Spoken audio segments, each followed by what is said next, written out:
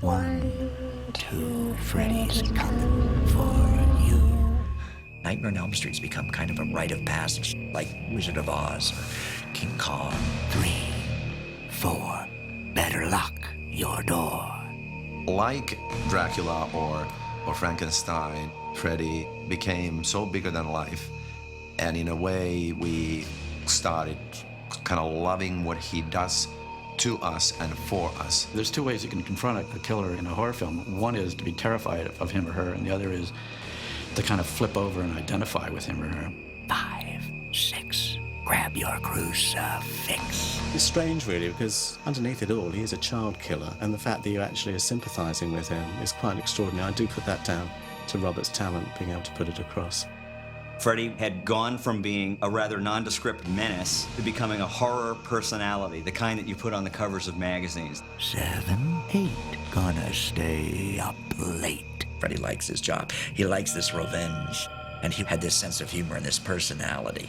And the fans embraced that. 9, 10, never sleep again. More than any iconic horror figure, I think Freddy is the #1 badass boogeyman of all time. We got special work to do here, you and me.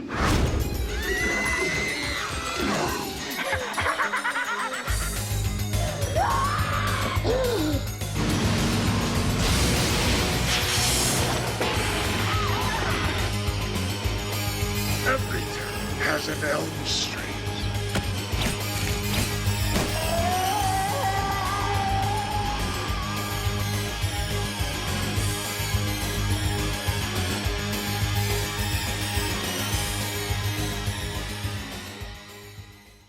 We all love a good monster. Creatures that haunt us, demons that taunt us, and ghouls that feed off our deepest, darkest fears. They are the unreasonable, destructive, unknown forces that we can't control. They threaten us with pain and embrace us with a kiss of death. Every culture, every religion, every story has its monsters, both in reality and in our worst nightmares. Monsters control our lives in many ways. I mean, Hitler was a monster, you know. Death is a monster. The darkness is a monster. A frightening parent is a monster. There's things that have great power, are smarter than we are, more knowing than we are, and can terminate our lives or grossly affect it.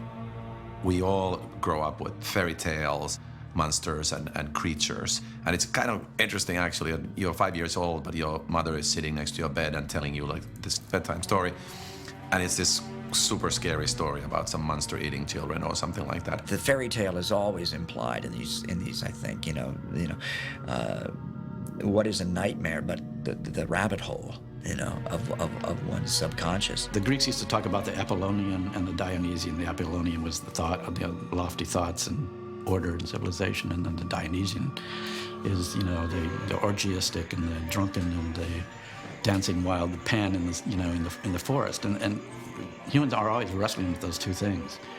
And the Dionysian side, I think, is where horror films live. It's the nightmare side. It's the side of where civilization ends and random happenstance and violence and madness can rule.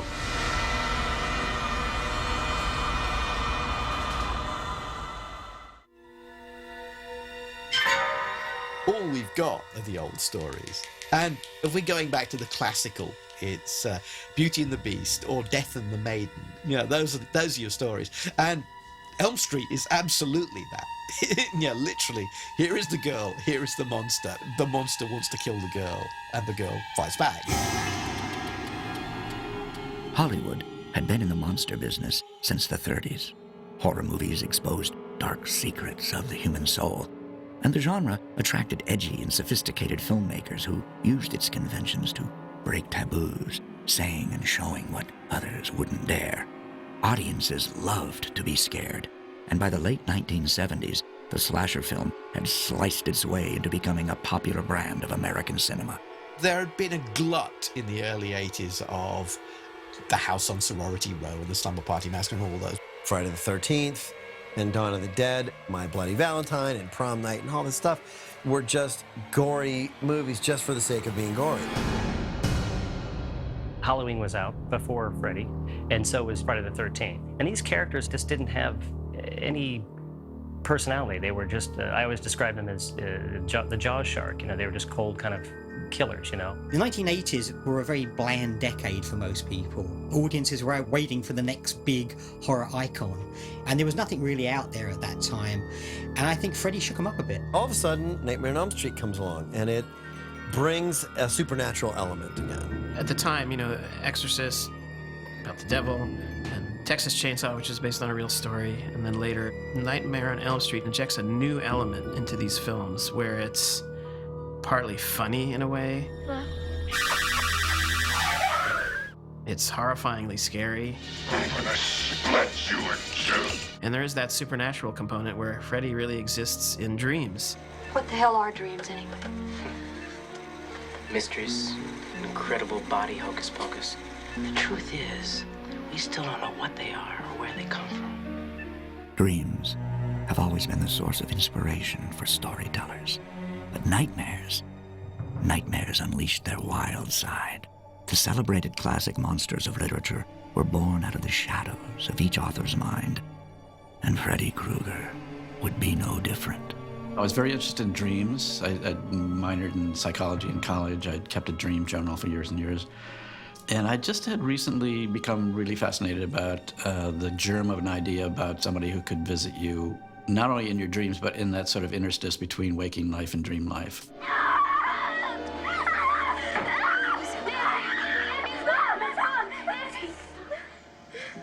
My parents went through a very rough sort of separation divorce when I was around 4, so I can remember not wanting to fall asleep, and I can still remember very vividly some of those nightmares. And I remember a conversation with my mother where I said, "Please come with me." And she said, "That's the one place I can't come with you to protect you. You have to go there alone." And that realization that, you know, it's in essence, it's like a grasp of death, because, you know, there's some places that just as an individual, no one can go with you. And that stayed with me the rest of my life. Freddy sort of came out in fragments of childhood experiences of a man who scared me when I was a little kid. There's a story about he and his brother and some old guy in the street that Wes saw when he was a child.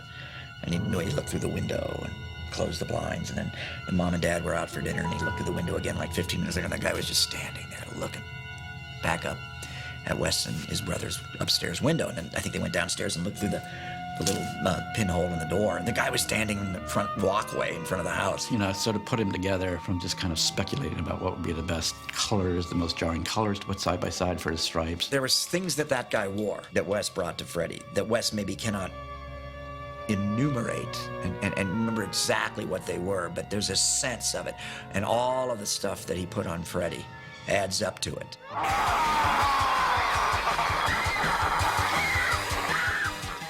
Wes Craven fashioned Fred Kreuger into a repulsive, vile villain who was invoked by a nursery rhyme and prowled the neighborhoods of Anywhere, USA. Part deranged killer bent on revenge, part supernatural dream master whose powers seemed unlimited. Freddy was a monster of the worst kind. Yeah, Freddy was, you know, he was somebody who preyed on children. It was the sense of just an adult who lacked all what a good adult should be, which is being protective of innocence and of children and nurturing of children. This was somebody who took pleasure in exploiting the innocence of children and killing them. He's not killing teenagers having sex in the woods like some of the other slasher movies from the time. You know, and he's not killing just people in the neighborhood or out on Halloween. He's going after kids. That was like forbidden at the time too. I remember some of the criticism being that he's crossed the line, which Wes Craven loves to do. Whatever you do, don't fall asleep. The genius of the movie for me is the fact that Wes Craven realized that people were scared to sleep. The whole idea is that we're most vulnerable when we're asleep, and anything can happen to us. And we all think about that thing as well, if we die in our dreams, will we die in real life? And he was the first person to actually put that into a movie and make something of it. The thing about Freddy is he's not actually a dream. He's an intruder in a dream. The idea that someone can not only come into your bedroom, but can come into your head, it is a sort of a creepiness. And actually it is a terrifying thought that maybe even your dreams aren't your own. Yeah, maybe you can't even hold that. Yeah, the man is coming to get you. No. die.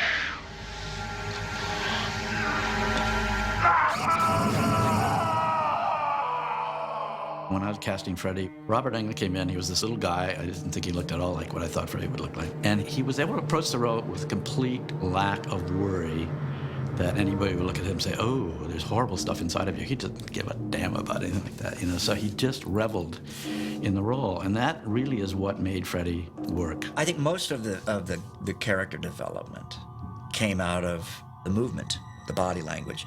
So there became a bit of a dance to Freddy. So that really went into how I played Freddy. That determined a lot, I remember. Not only did he have the physical ability to play the character, he's very dynamic in those films. He's jumping around, he's jumping out of shadows.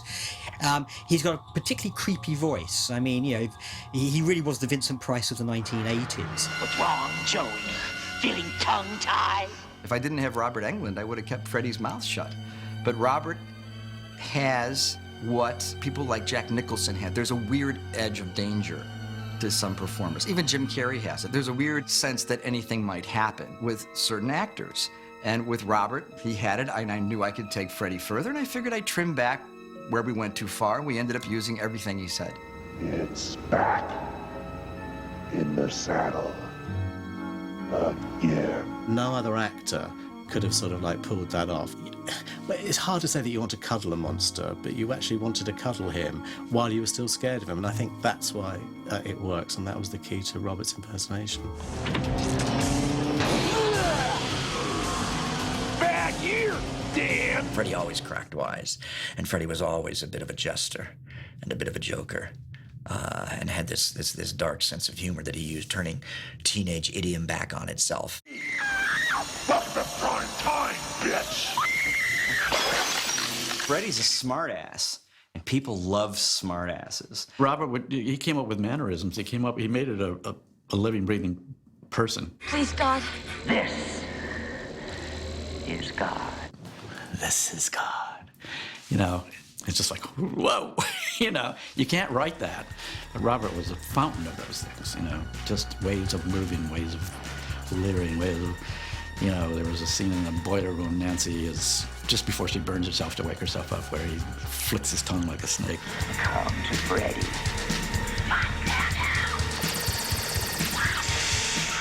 That wasn't written, but Robert just threw it in. It was like, oh, that's repulsive, you know. I think we both kind of discovered Freddy after, you know, the 4.5 hours of makeup, and I discovered a lot in that mirror. It's a memorable makeup for many different reasons, and I think David Miller in the first film and then Kevin Yeager in the sequels really presented a character who is so badly burned, but shows through the makeup.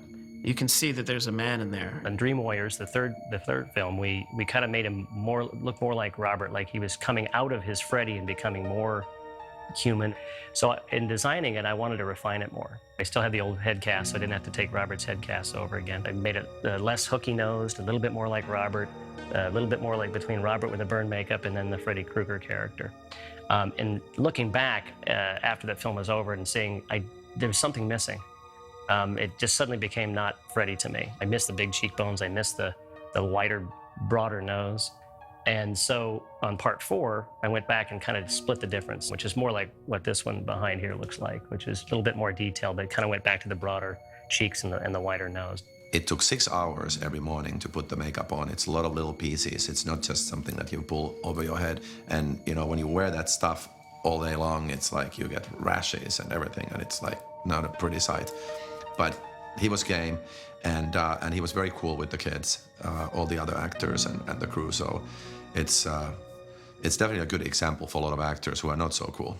I was sitting one day with Heather and Johnny Depp in makeup, and I remember being about 3 hours into the makeup, almost done. And I remember looking over, and in their wonderful reclining pink leatherette barber's chairs was Heather and Johnny Depp, and they had these little fans. Now, here they were getting pampered and powdered, and I resented them. I resented their youth. I resented their beauty. I was in my early 30s. I wasn't sure if I should be doing this horror movie, you know, at this stage of my career. And I went, wait a minute, I can use that. I can use this envy It was a very real, very honest thing as an actor. I could just go, you know, God damn it, she's starring in this movie. She looks beautiful. She has her whole life and career over. Here I am, you know, on part 4. You know, I've been in makeup for 6 hours. I've got, you know, things underneath my sweater. I've got wires running down my leg, hydraulics up my ass. A guy over here is going to baste me like a turkey with KY jumping. They're going to say action, and I've got to come up with something. And, oh, wait a minute, I can use that envy of Lisa. Oh, great. And I remember that. Yeah, that's what I used back. Okay. And I always had that right at my fingertips, at my knife blade tips. I had that to use. Go ahead. Put it on. It's in your blood. It's the glove that really captured the imagination of the fans. It's a wicked, vile killing machine, and you know, in some of the films it has a life of its own as well.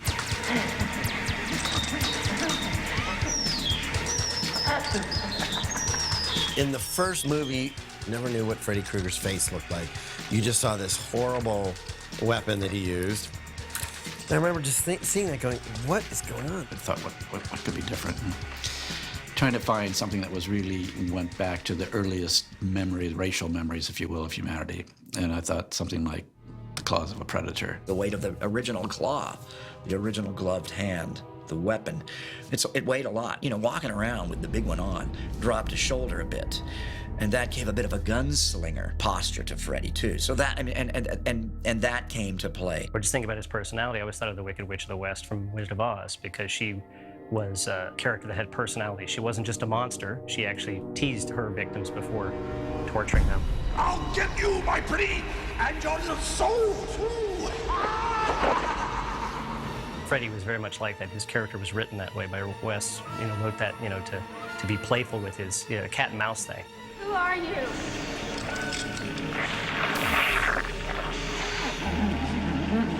Freddy violates the teenage girl's bedroom. No, the parents aren't allowed in teenage girl's bed. Freddy's in there. Freddy's looking through your drawers. Freddy's in your diary. Freddy's in your diary because Freddy knows your subconscious. Freddy knows your dreams. He knows your innermost thoughts and desires and fears. You know, Freddy's violated that. The sexuality was there. We all realized it sort of after the fact, but it was there because he's the bastard daddy of us all, you know, and girls and their daddies and stepfather and all of that implication that working with Heather in her pajamas, you know, for 3 months, that has to be there. I mean, sometimes there's a caress before there's a kill. It just had to be there. It was just part of the nature of the interaction.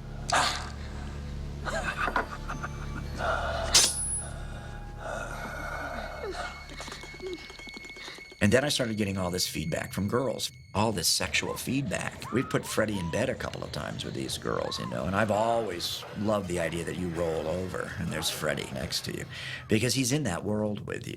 And that can't be anything but sexual. It's just, it's part of the component. I say to all the feminists and all of the critics of the Nightmare on Elm Street movies, you know, there's always a woman warrior in every one of them, and she wins. She vanquishes Freddy. Freddy's weakness is his ability from movie to movie to movie to get his ass kicked by women.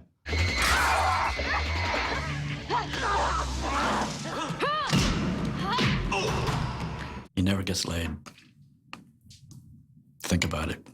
Probably be a lot happier, easygoing guy if we had a Mrs. Freddy. Happy Father's Day. When it came to sequels, Freddy was born ready. From his very first kill, he had audiences wrapped around his finger blades. Freddy wasted no time in stealing the spotlight, and there wasn't anything Hollywood, America, or your parents could do to stop him. I said, where's the fucking bourbon? You should listen to your mother. Making kills bigger and badder is a danger of these movies because you do the first movie, the vista's wide open for the possibilities of the things that you can do, and as you do more movies, it constricts because you become required to do more and more, you know, hit more of the tropes, repeat more of the things that work. There was going to be a very magical sequence, really. There was the one kid who thought he was a wizard, and that battle with Freddy was going to be this sort of shape-shifting battle. So it goes from sword-wielding knight to dragon to cyclops to whatever, right? And that's a pretty ambitious sequence for a movie that cost about $4 million even back then. So that was like, let's get rid of that right away, and you know, he'll So he'll wear a silly cape and go Alakazam, and then Freddy will just stab him. Sorry, kid. I don't believe in fairy tales. One of the major images for me in the movies is when Freddy sliced open the guy's veins and he's using that as a puppet. That, to me, I think, was the epitome of 80s horror. You don't get into this to have people go, well, that thing you did, that really sucked, you know. No, you get into this to try and please people, not to disappoint them or piss them off. So that it pleases so many people, I think is awesome. The kills got so big that by the time of Nightmare 5, I mean, where you have that motorcycle gag in Nightmare 5, I mean, that's totally into Giger territory, that's totally into Transformers territory, and all bets are off. Freddy can do anything. This boy feels the need for speed. The more outrageous and surreal I think Freddy became, Oh, how about this, Doc? the more I particularly liked him. I love soul food. I think we pushed it too far, and intentionally so. The fans loved Freddy's sense of humor and Freddy's personality. They loved it. Daddy's waiting for you, little girl. Shut the fuck up, man! With Freddy, he became this very flippant, very gag-orientated bogeyman that the kids and the fans and the audiences loved. That's not to say that he wasn't a huge success. I felt he got too jokey and that it got into too many special effects and everything else. But the fact is that, you know, it went on for, 5 sequels very strongly. Wes's film already pierced the subconscious pop culture we have. So I used that. I used the Dick Cavett Welcome to Primetime line because Freddy was already there. It got to the point where it was like anything that was happening at that time was actually in the movie. Roseanne was in one, wasn't she? I mean, she was popular in the sitcom. Drag her in, you know. Johnny Depp coming back, you know, Alice Cooper. Just went on and on. Zsa Zsa Gabor, for heaven's sake.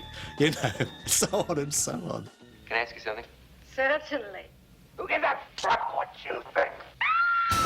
Part of that whole 80s guest out where characters became bigger than the things they were in. And the thing about Freddy was America particularly took this child murderer, this serial killer, to their heart and made him a pop icon. Every one of those lines has become iconic. You know, I can't tell you. I probably have to sign, "Welcome to Prime Time, bitch," which I invented, which is my line, which is my coinage, 35 times a week. Nightmare on Elm Street, even as a phrase, has amazed me. I mean, I saw it. John Stewart used it like a month ago on, the economy, Nightmare on Wall Street. I mean, it pops up all the time. I remember doing a publicity run in New York, and it was the Greenwich Village Halloween parade. And then I worked the crowd in full drag as Freddy, full detailed Kevin Yeager makeup, but I had an overcoat on. And a third of the way through the parade, I started to flash people. Now, I was dressed as Freddy with the sweater and the oily, greasy slacks and the work boots, but girls started blowing me kisses. I remember doing a public appearance with Robert Englund once up in Marin County, and the audience was full of parents and then little kids, like 10-year-olds, 11-year-olds. I'll never forget this, and I'm back there thinking, oh, God, I'm such a horrible person. And we walked down on stage, and all these silent kids suddenly stood to their feet as Robert walked out and said, "Freddy, Freddy." I actually put that in New Nightmare. I'm back and I'm better than ever! Yeah! Audiences fell in love with that because if they didn't, they wouldn't have had half the merchandising on Freddy that they have, which included, by the way, for a very brief period of time, Freddy jammies for children. When they're promoting Nightmare on Elm Street 3, one of the things they gave away to the press was a Freddy Kreuger alarm clock, which, when you think about it, is quite a clever tie-in. I went to a Halloween parade, I think around the time of Nightmare on Elm Street 4, and I've never seen so many Freddys walking down the street.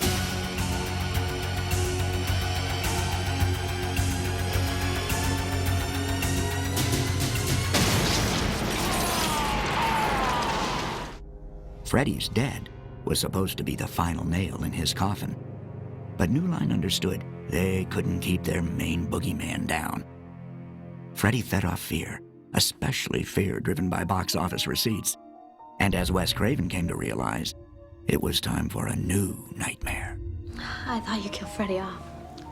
Well, we did, but the fans, the fans, God bless them, they're clamoring for more. Bob came to me and said, we've killed Freddy, but we think maybe we'd like to do one more movie if you can think of a way of bringing him back. I only had a couple of weeks.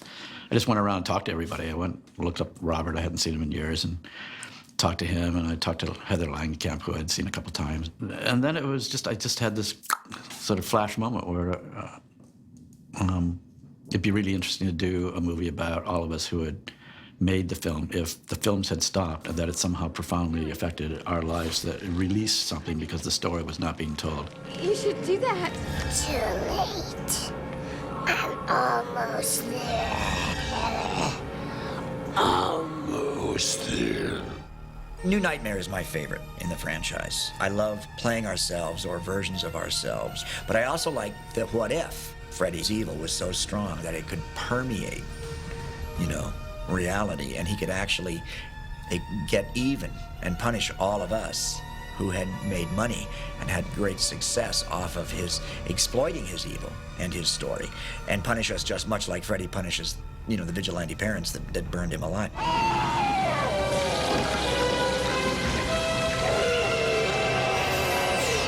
It didn't mean that I thought Freddy was the devil.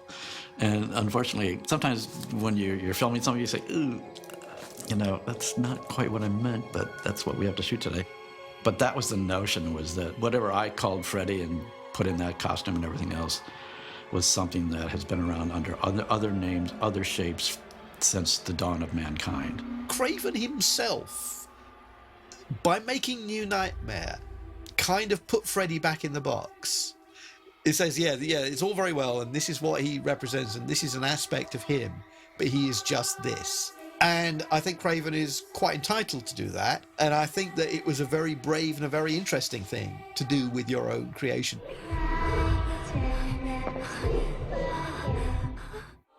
For almost 30 years, Freddy Kreuger has kept us awake, stealing our secrets and turning our terrors against us in the most cruel and unusual ways. He proved monsters could be just as much fun as they were deadly.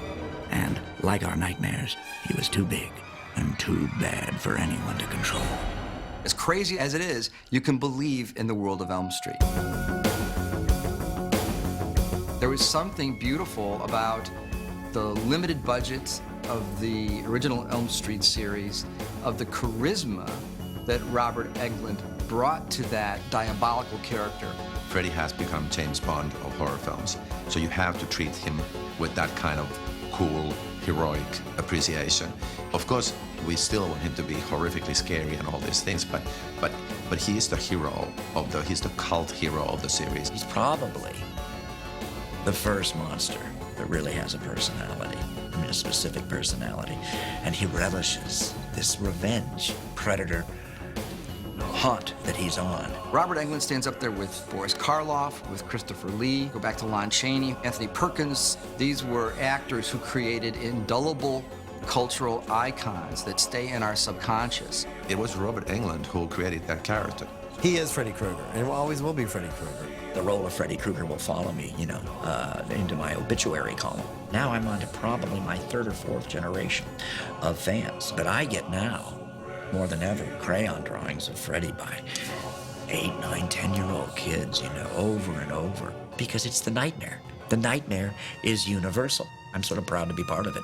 I'm kind of proud to have created Freddy Kreuger. I don't know quite exactly where he came from.